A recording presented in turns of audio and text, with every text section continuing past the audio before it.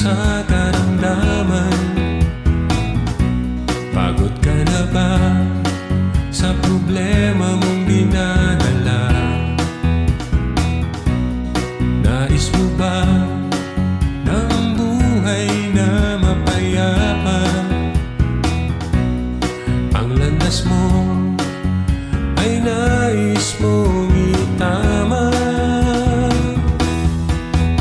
Sa Diyos walang imposible, kung sa Kanya'y mananalig. Sa Diyos walang imposible, kung sa Kanya'y magtitiwala. Sa Diyos walang imposible, kung sa Kanya